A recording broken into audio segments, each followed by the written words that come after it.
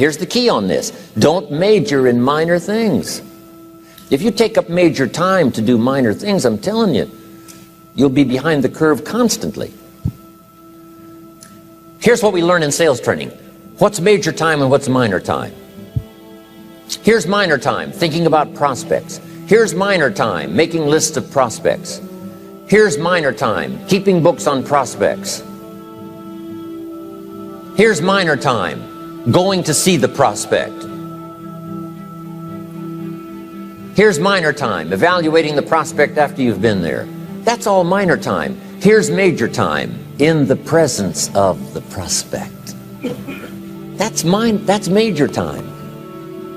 And if you took a look, if you're in sales and you took a look at a week, you'd say, my gosh, I'm spending 90% of my time on the minor stuff and so little time on the major stuff in the presence of. How many hours in the presence of in my day? How many hours in the presence of during my sales week? Because the time that really counts is in the presence of the prospect. Majors and minors. Here's another key time management essential. Don't mistake movement for achievement. It's easy to get faked out by being busy.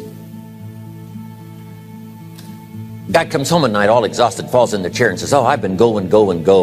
Here's the big question. Doing what? It's not the going. Some people are going, and they're doing figure eights. Their progress is small. So don't mistake movement for achievement. Here's another one in sales we learned. Don't mistake courtesy for consent. If somebody's pleasant and they nod, you say, oh, they're going to buy. No, they're courteous. You can't mistake courtesy for consent.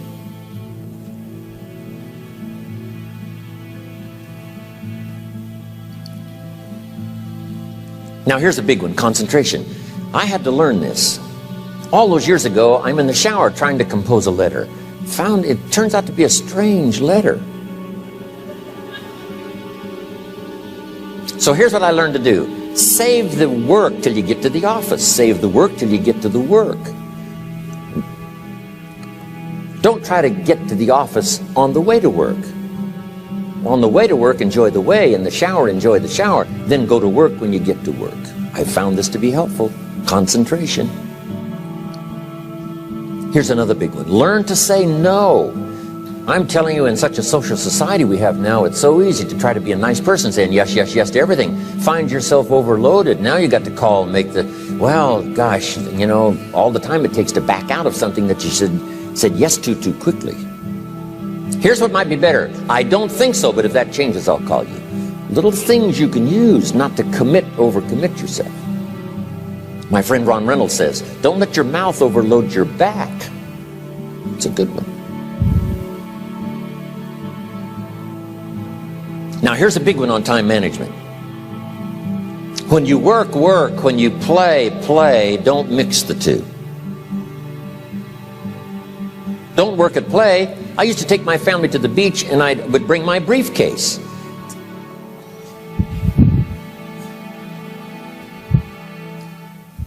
I learned not to do that.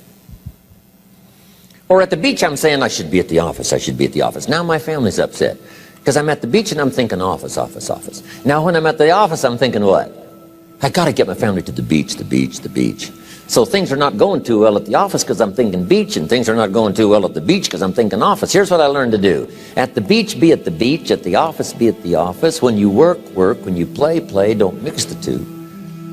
Don't work at play. Now here's one of the most important ones. Don't play at work. Work is too serious.